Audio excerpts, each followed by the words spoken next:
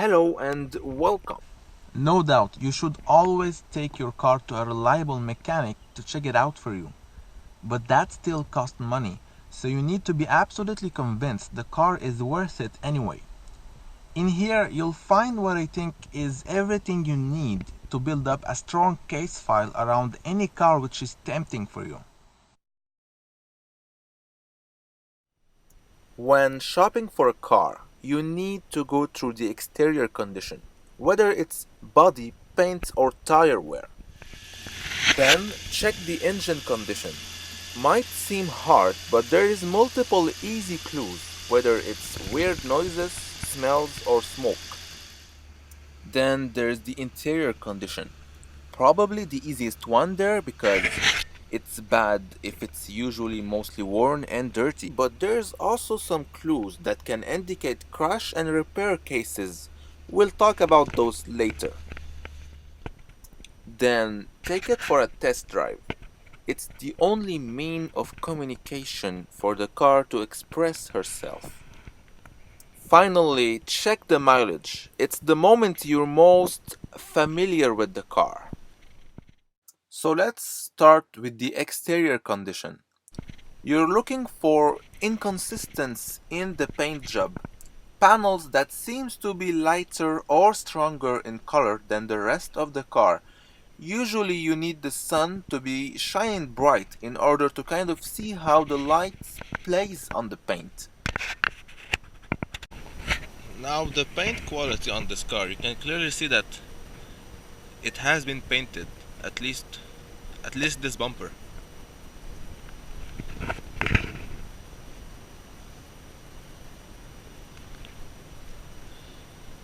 And it does feel like it's an old paint.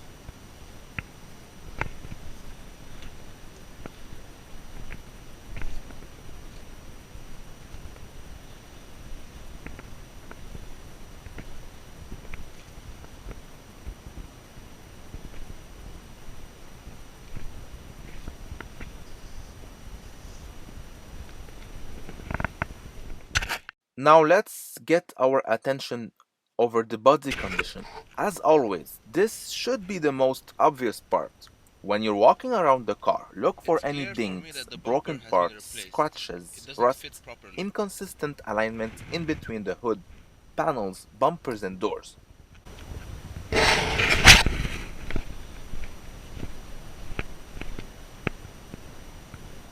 There is a bigger gap between the hood and the fender on the other side.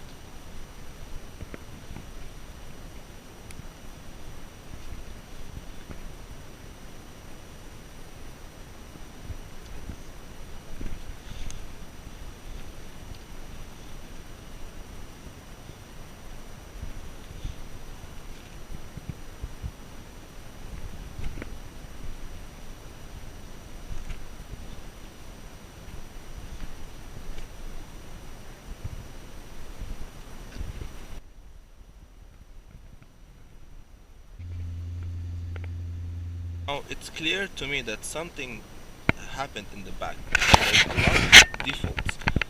This part right here under the tail light is clearly painted and cheaply done. It's obvious, and the bumper is not exactly the same color as the rest of the car as well. The wheels and tires. First of all, look and see if all four tires are the same make and model. Then, take a penny and insert it in between the tire tread. It will give you a rough estimation. And finally, check the rims for scratches, pothole damage, and faded paint. It really seems like there's a good set of tire on this car, and the rims aren't scratched at all. Behind each wheel, you'll find mechanical components. Sometimes it's not so easy to take a look at. You'll need a very expensive $700 small accurate device.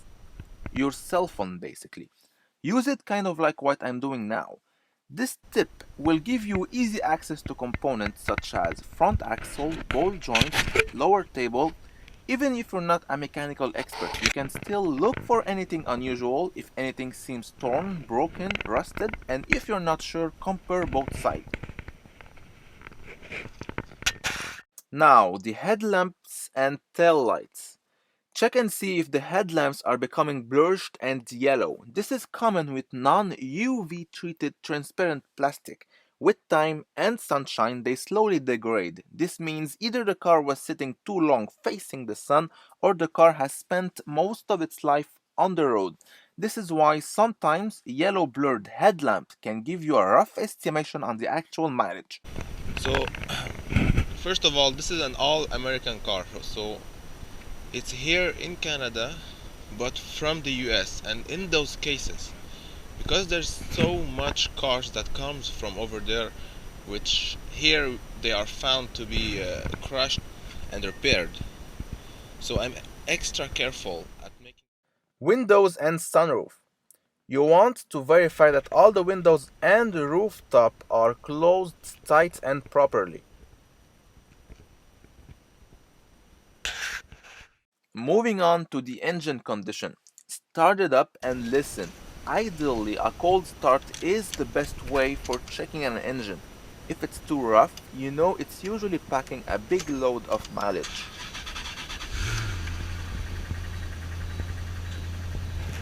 Now you can hear the engine already.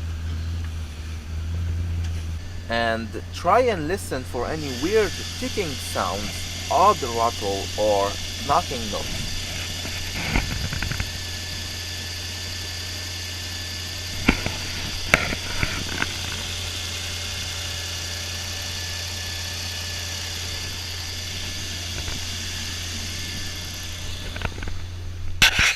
Don't forget to check for oil leak under the engine bay. Then ask someone to rev up the engine a little bit so you can check the colored gas coming out of the exhaust. Is there any oil as well? There is three main colors that could indicate engine failure: dark black, blue, or white gray. The usual color should not be noticeable in summer and very light gray in winter. After letting the engine heat up to normal operating temperature, it's the perfect time to inspect the engine bay. So shut the car off and check and see if there is any weird smells, whether it's coolant fluid or burnt smell. Look for any steam or smoke all around the engine bay.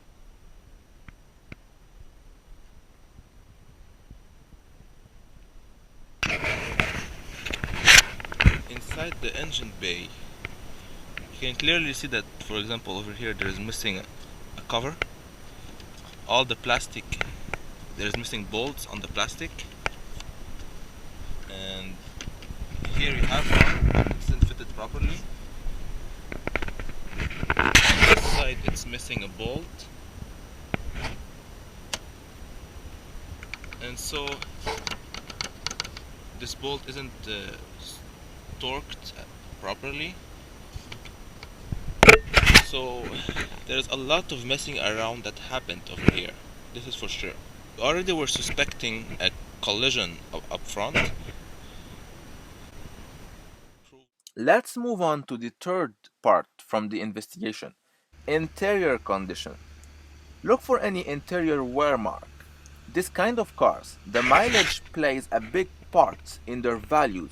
So what we need to do is find clues all around that can justify the mileage.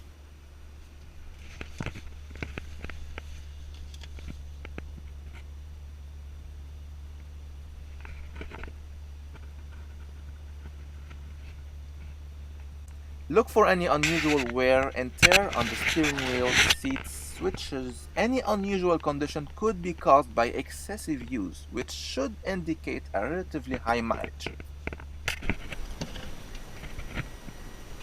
Interior wise, it's clean, but it does seem like it has been used a lot. So everything is tarnished. Seats, the handle over here, the switch, very tarnished. So there's a lot of stuff that indicates that this car has been on the road a lot. You can pretty much see that all the switches are torn, which indicates that the car has probably been used a lot and been in a shop a lot. This whole dashboard is not fitted properly, so there is clearly a lot of messing around that happened with this car, outside as well as inside. We talked earlier about clues indicating a crash and repair case. It's mainly the seat belts mixed with black mechanic kind of dirt. When a car gets into the hands of a cheap money-making mechanic, you'll most probably find black mechanic dirt all around the interior. Granted, it doesn't mean the car was crashed. The car might simply be in for cheap maintenance. A crash and repair case is most usually given away by the seat belts. See, seat belts are made in a specific way so they lock when the car gets into a crash, and they have to be replaced. They are kind of expensive to buy directly from the dealer because they usually come as a full kit because of safety measures, which makes it the perfect black market item, usually stolen parts. This is where it gets interesting. Parts on the black market aren't handled with all due care and attention. Once they have been removed from stolen cars, they are basically thrown away, waiting for customers. Meanwhile, those parts accumulate dirt, rust, and all kind of nasty stuff. The weird part is that nobody bothered cleaning them up. That's the best explanation I was able to come up with after witnessing numerous recent cars with seatbelts in terrible state. In this case though, the seatbelts are crystal clean. All good. Check if all the windows are working, open them up and close them down. Now those are frameless door windows. Usually those windows are pre-programmed from factory to roll a little bit down every time you open the door in order to clear away from the roof. So check them up, make sure they're working well. I have to tell you, it's weird. See, it doesn't work properly. Don't forget to check if the windshield wipers show any malfunction. As you can see, one of the two water power isn't powering any water. Now it's time for a test drive. I would suggest to drive it in city roads until it heats up, then take it on the highway. Make sure the radio is turned off and ask the salesman to remain quiet so you can focus on the car. I can feel that the power steering isn't up to date, as well as the brake. After going through that smart chart thoroughly, you really should begin to have an idea on the actual mileage of the car, so check it out at the very end of your investigation. If the shown number makes you uncomfortable, walk away or try and get the best deal as fairly as possible. Don't forget to check and see if there is any cluster light indicating needed maintenance. Right now, there's nothing to worry about except that there is a light which is called ice. Probably the car is saying that careful, there could be ice on the road. I'll thank you for watching and hope you enjoyed. Whether you're looking to buy or to be entertained by nice car footage, I suggest you subscribe and scroll to the channel. There are many things which discusses many cars. Thank you, take care and goodbye.